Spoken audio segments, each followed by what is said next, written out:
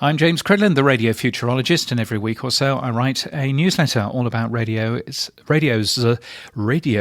international trends and the future of radio and stuff. And I also read it out for you in case you're too lazy to read it for yourself.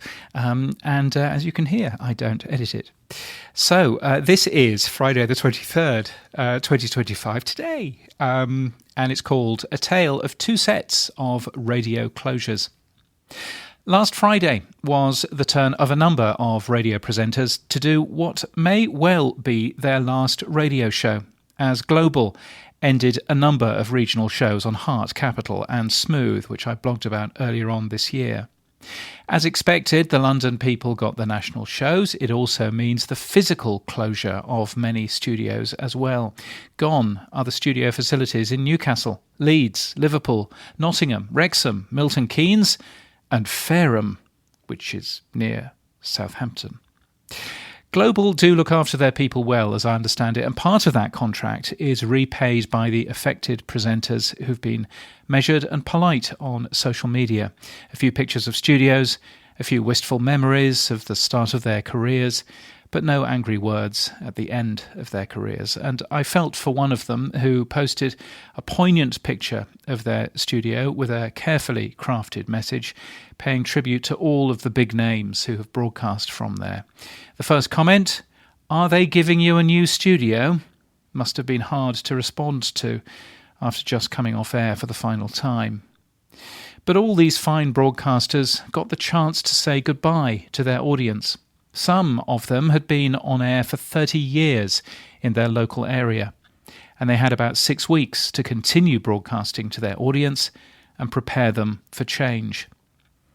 Quite a different world in Australia, where significant redundancies have taken place at broadcaster SCA just before the company's half-yearly results. It means the closure of some regional breakfast shows and many management roles. SCA isn't saying how many. But also the closure of Triple M's Australia-wide night show, The Night Shift. The host, Luke Boner, did get to say goodbye, but only just. He was given one final show. There'll be thousands of listeners who will not have heard the news and will be wondering where an iconic Australian radio show and their nighttime companions have gone. There's really no excuse for junking a 10-year show with 24 hours notice. It saves you no money, these people are on a contract, and it upsets listeners.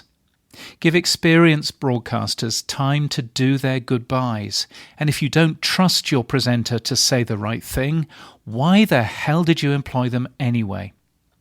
While I don't like what Global is doing, at least they're doing it right. The future of radio is a human connection and a shared experience. Companies that simply cut shows within 24 hours demonstrate that they don't understand the radio business, that they despise their audience, and worst of all, that they're actively accelerating radio's decline. Shame on SCA.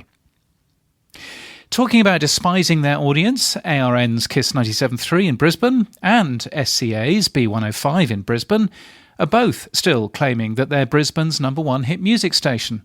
Audiences know they can't both be right.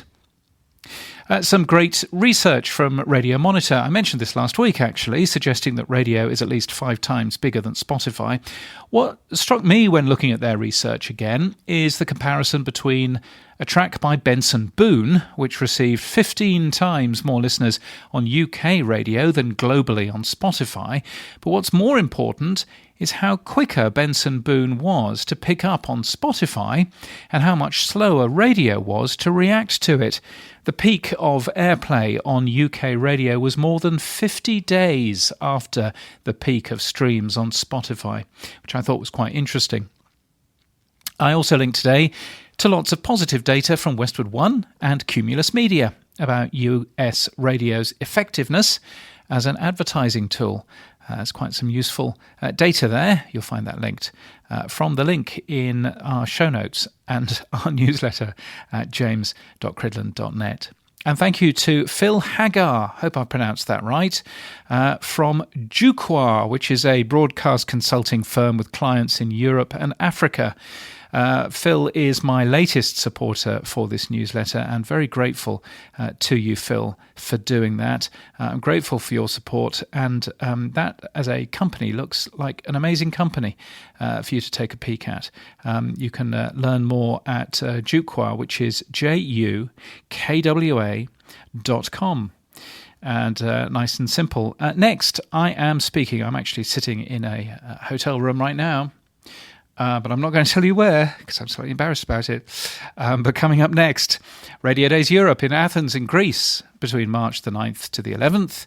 Then Radio Days Ireland in Dublin at the end of March, followed by Evolutions in Chicago and Illinois in the United States, assuming that the United States is still a thing by then, between March 31st and April the 3rd.